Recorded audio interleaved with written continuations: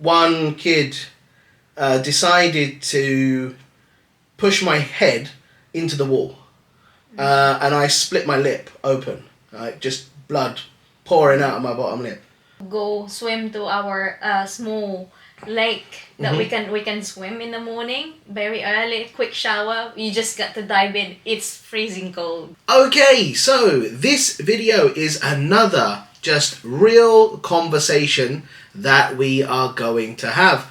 The last one that we did, of course, with Sophia, many people enjoyed it and were very complimentary about it. So we decided to give it another go, and today we're going to talk about something that is a little bit different, and not really too much of like prepared questions. This is going to be more about a topic of conversation, mostly about growing up, because myself and Len grew up in very different places. So my question firstly to you is about school, because like our schooling was probably a lot different. What was your daily routine like, going to school or waking up and things like that? Like, how did you get to school, like elementary school or things like that? What was your daily routine? Oh my god, it's like an ancient history. Because it's completely different from like city life to province life, right? So growing up, I start on the day like waking up at early in the morning, around 3:30 to 4 o'clock in the morning. Seriously? Yes. So what time did you go to bed, like the night before? Of course, had to be at the house. Well, starting early in the morning, waking up at the 3 o'clock or 4 o'clock, the latest to wake up, and then prepare my siblings' food, myself food, wrap it. We have this, like, we don't need Tupperwares. Of course, if you have Tupperwares, but we love to have the banana leaves. Okay. Yeah, so we use that one, and then. But before, of course, you woke up really early. Like, what time did you go to bed the night? The latest one is 7. The latest is 7. Yes. So you got roughly around, what is that? 7, 5. Oh, so you got about 8 hours sleep then. Yes. Still pretty good. Yeah, because after 7 o'clock it will be completely pitch dark, and here you can say pitch black. Pitch black. Yes. Like, yeah. And then all you can hear is the sounds of the animals, insects, everything and whatnot. Nice. Not for me. Definitely not for you. It's completely noisy, in the like forest noise, basically. I'm too sensitive.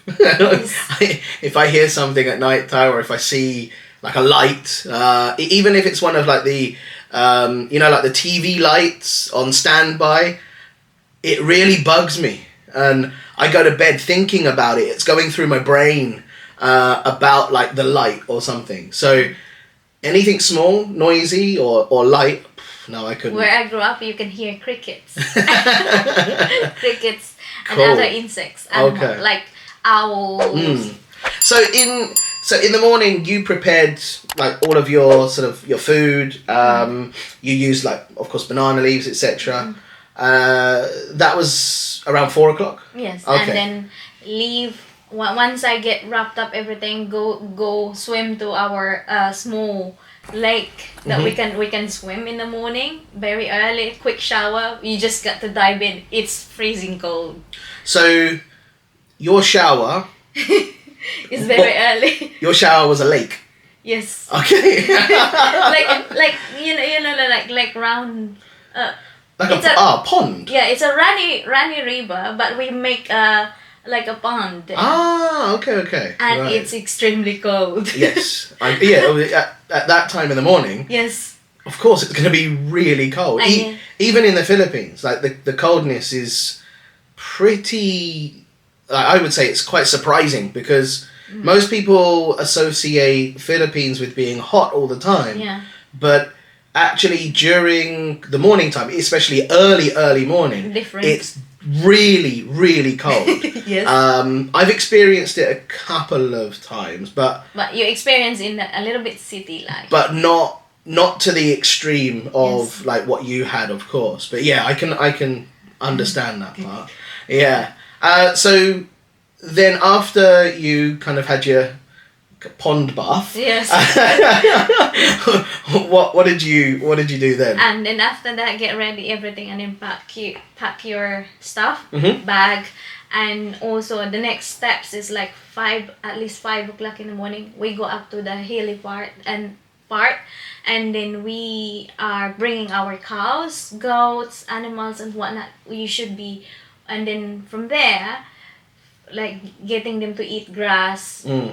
And then while they're content and you think that they're okay, we also grab some grass that they can eat along. Right. When you put them in a shaded area, or shaded area. Yeah, so shaded area is like you put them where, of course, the sun is not going to be and in flat ground. shining through, right? Yeah, So after they eat. a little bit of a cooler place. Yes. Okay, cool.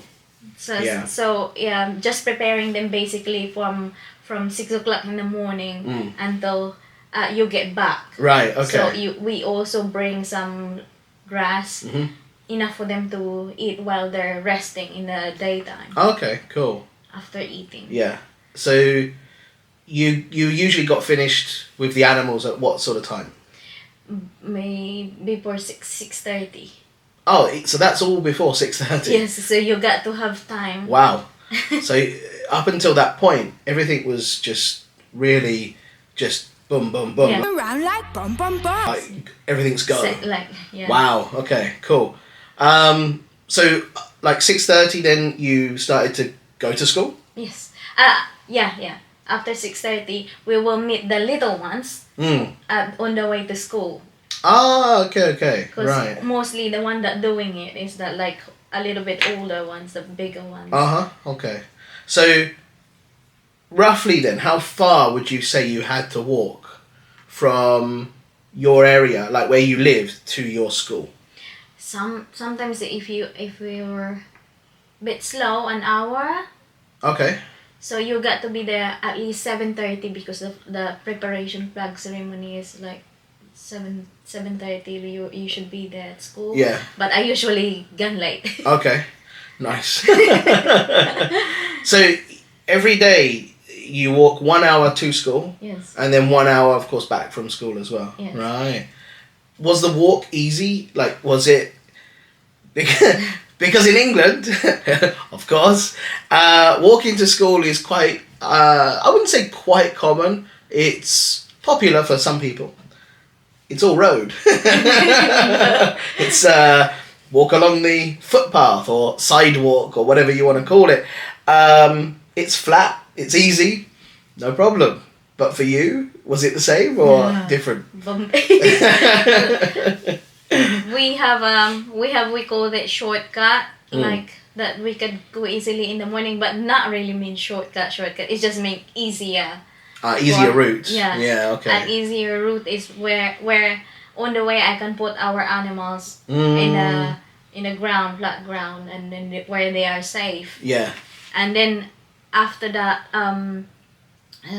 we just walk along, and then there is also one river that I always remember when the weather is not good during the class. We would say to our teacher, we have to go home because if the rains continue, then we cannot cross along the river area. There's gonna be flood. Oh, so if it rains too much and that area gets flooded, then from the forest. that stops you from going home. Yes. Whoa. Okay.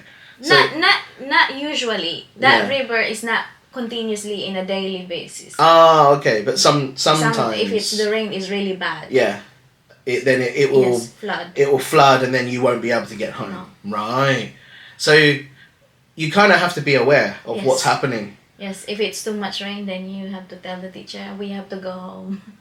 Even if that's like early in the day, like for example, if it's, let's say, it started to pour down with rain at like 10 o'clock or something like that, Yes. then you have to tell them Yeah. at that time, I'm not going to be able to make it home if it continues Yes. raining. How do they react to that? Like, what do they say? Because again, I can only sort of speak about my experiences in England. If you say to your teacher, "Oh, I need to go home in the middle of the day," they're like, "Sit down and be quiet. Like, don't. You're not going anywhere. You're staying here, right? Unless it's like a medical thing that you have to go and do. Yeah, they won't allow you to go." It's kind of like understand to each other, because also the teachers have to be traveling about for them to be able to get to the school about 2 hours as well from their home. So like they also have the same experience Yes. then. Like it's not. But they're riding motorcycle, of course, but the Right. bumpy road. But they don't have like an easier sort of path to school. Yes, It's pretty much the same for everybody, whether that's students or Yeah. teachers. Yes, they're riding motorcycles, but it's still a long way. It's still For them, difficult. yes. Yeah, okay. For them to travel is a sacrifice for them. Mm. And I must admit, the teachers at that time is also, you could admire them, their dedication to teach. Because it was away from their home. They have to bring food as well, as the students. Right. And that days we have to stay all day at school. Okay. So then when you hear about like I would say my experience and my situation when I lived in England, like for example, elementary school age, or in England we say primary school. We say primary school, secondary school, and then it goes on to like college when you're 16, and then university when you're 18. So usually like elementary, primary school, I would say a lot of parents drive their kids to school. They drive them to school and then they pick them up in their car. And like outside of the school, it's just mental. It's crazy. There's so many cars, and around maybe I'm getting sort of mixed up with the times, but morning time, probably around about 8 a.m, the traffic is crazy because everybody's going to work and parents are going to school. Yeah. So it's just crazy traffic jams. And then around 3 o'clock is when most schools finish. Again, because of there's so many parents coming to pick their kids up, again, it's pretty sort of packed with lots of cars. But what do you think about that situation? Like, I didn't have to go through the troubles and the hard work just to get to school. I just sat in my mum's car. Well, it's quite amazing, like how the difference. First, if you compare my situation to Manila people, that's the thing. Like, I would say whenever I see when I moved to Manila, I would see some other children that like not giving importance to their study. Oh, okay. So kind of like not really caring about Yes. it. It's just And like, then- oh, okay, fine. And the parents must wake up for them to prepare to get to school. Whereas me, and in our times, we more likely, very rare that the parents assist. Well, of course, from the beginning, maybe a month or so, or 2 months, parents would assist you, but you have to kind of live independently by yourself, doing things by yourself. Right, I see. So your desire was kind of like what got you to school. Yes. Like you wanted to go to Yes. school, whereas probably maybe like in England and that, and possibly in Manila too, parents want you to go to school. Yes. So they drive you to Yes. make sure you go to Yes. school, yeah. But your experience was that you wanted to go to Yes. school, right? If you want to go to school, you must do this task. Like, from before going to bedtime, you must prepare some woods, chop some woods for your family. You know, if my mom like needed to have a wood, so in the afternoon time, after from school, we have to bring some woods as well on the way, going back home. And then, prepare. And then the next one is the water when you get home, and then food. So your school was conditional then, right? If you wanted to go to school, it was on the condition that you did certain things. Yes, sort of. Before you could go to school. Yes. If you let's say if you didn't do those things, let's say maybe you you woke up late, or you just forgot to do something. Could you just go straight to school and No. not do those? No, because no one's gonna believe for the response. Because my father is usually away, so my mom is left behind, and my younger siblings, and it will be difficult for them. Right. So you kind of have to be prepared as well. So you basically had no choice but to do those things, and then if you missed anything, then you can't go. Wow. Okay. Yeah. Completely different. Like I would say most not most, but there's a lot of kids that, as you said, they don't want to go to school, and they feel like, oh, school's such a pain, and it's like such hard work and things like that. But I think, maybe in countries where education is not as easy to get, I think there's a stronger desire for people to actually go to school. There's that motivation that they want to actually learn and things. Whereas I think that's what we lack a little bit in the UK, and I'm not sure about America. I don't really know, but I think from my experience, there was a lot of kids that didn't really want to be there, and they didn't enjoy it so much. Yeah. So, what about like sort of your whole schooling situation? Would you say that your parents wanted you to go to school, or not? Like, how did they feel? Because you're the oldest. This is me talking about not in, because we're in the province area. Rural Sure. area, not in the city area. No, this is like the countryside. Like sort of the mountain area, in Negros area, right? In the Philippines, not anywhere near cities. Of course, in Negros there is some city area, which is completely different how they bring up their children too. But mine is completely different. Yours was side. very rural, wasn't it? Yeah. So of course this is relating to the sort of the rural area. So how did they feel about you wanting to go to school, wanting to learn and get an education? Sometimes my mom would say, if she really need help, can you not go to school today, even though you've done this task? And then it will be a devastating day. For you? Yes. Yeah. So if she asked that though, would you have to stay home? Yes. You had no choice? No choice. Right. So how would you get through your day, like knowing that you want to be somewhere else, and then but she's kind of holding you back? Like it's annoying sometimes, but you can, if you're in that situation, you kind of like, there is part of me, really I want to go to school, but you would feel bad as well when you leave the responsibility, like other things that you know that there's something needs to be done. And if she doesn't have help, because my siblings at the time is younger, they don't have the responsibility, right? Yeah. As an elder, it's a lot of responsibility, basically. Yeah, you were in charge of doing a lot of things, right? Yeah. No, I can understand that. It's completely different. It's such a like hearing about like that kind of environment, that kind of situation.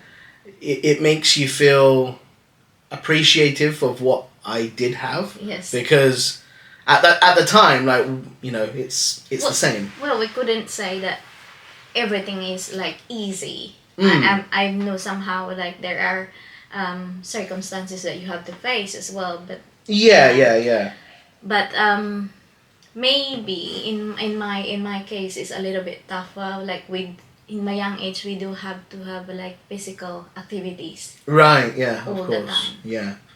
Yeah. I think the difficult part, like for me in school, was not necessarily like the learning and things. Like that was cool, but as you said, like maybe different sort of experiences. I think my sort of difficult part was that not it wasn't a huge amount, but I did experience a little bit of like bullying from other kids, and that was kind of, I would say, the toughest part of growing up, because it was, yeah, it's never nice to have that kind of negativity, and it's like it plays on your mind a lot, because all you want to do is make friends with people, but then you have like this negativity, and then you have this sense of that they don't really want to hang around with you, or they don't really want you to be friends with them. I think that was kind of, for me, a little bit of a sort of a low point of school. But school in general was pretty cool. I enjoyed it. But yeah, that was probably like the negative part for me, which I didn't really. Yeah, of course not. I didn't really enjoy that part. Yeah. Well, in terms of bullying, we are quite lucky in that sense. I think it's because at that part of time, in my times, like it's like I feel like ancient. In my times, Long ago. we have, in like I said, like even now we talk about it. Although like we have a subject of religions, like everyone must treat it nice to each other. We thought to be nice to each other. You only gonna be outcast if you did something really, really horrible. Right. Okay. If you did some mega Bad things. So if you gonna be separated, or you're gonna get punished. Right. Knowing on this, like, forgive me to say this these times I'm talking about where the teacher's allowed to hit. Hit at least your finger. Nowadays, completely different. Not certainly not condoned now. You can lose your job if that happens. Yeah. But not horrible. Like just enough. Yeah, just as kind of like a in a sense like a little bit of a warning. Yes. Like, yeah. Okay. Don't do that. All right. Don't do it. Yeah. It's not really a punishment. Yes. Yeah. The only sort of the punishments that we got were we had to stand under a clock, and you just had to stand there during like break time, and it was more. It wasn't that you felt bad. It was the fact that clock was the center point of the school, and everyone walked past. So if you're standing under the clock, everybody knows. What did you do wrong? You've done something wrong, right? And they would all come up to you and like, what did you do? What did you do? Because like everybody knows that punishment was like, or that was a signal of a punishment, right? You've done something wrong in your class, so they're all interested. What happened? What did you do? We never had any sort of physical punishment. That was just kind of a humiliating one, really. We at the school we don't have like in probably in your school we don't have janitress. Okay, yes. We do. You do the cleaning. Yeah. Okay. Picking up the grass, we do watering our from traveling from away from school, going to school. Yeah. We still have tasks to do things at school. Right. We water our plants, pick the grass. Cleaning the garden, and we also have gardening as a subject. Yes. Oh, okay. So we have our separate plant bed. Yeah. Like you plant tomatoes, you plant onions. So we learn that we have that task every day too. Right. Okay. Interesting. So you had a lot of physical activities in your curriculum. Yes. Yeah. So it was, it's interesting. No, it's not. it's not anywhere near like what we had. Yeah. And punishment, if you late from the flag ceremony, of course you have to stay a little bit, around 30 minutes, and picking up the grass on near to the flagpole, whichever area your teachers assign you to do. Right. So after 30 minutes, okay, you come in now. You've got lots of different sort of situations of, I think, punishments in different cultures, right? Yes. You've got, of course, in England, sort of you have mostly like writing lines. I think that's a common one. As I said, an informal one was like standing under the clock. But yeah, completely different. Like you got to pick out grass. One thing similar, I think, is in yours. Like we have to squat like that with the book. Really? Yes. Like, as in hands out, you got squat. the book, right? For how long? Not so long. Sometimes 15 minutes or 30 minutes maximum. Did people like collapse? No. Like because it was so long, could they stand? Like could they endure that for like 15, 20 minutes? Yes. No problem. No problem. Wow. Okay. Interesting. Fantastic. Cool. So on that note, in the comments, let us know what was your school like, and of course, were there any interesting experiences that you guys had, or punishments that you guys had to endure, or something along those lines? So I think everybody experiences school in many different ways, and it's fun to talk about it. It's something that is a massive difference between you and I. So I'm always intrigued by the just complete difference. And so, yeah. My question is, how do you deal with the bullying at school? How do I deal with it?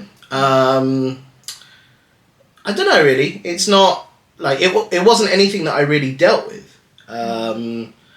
I remember one time that I got physically bullied, and this is kind of a real horrible situation.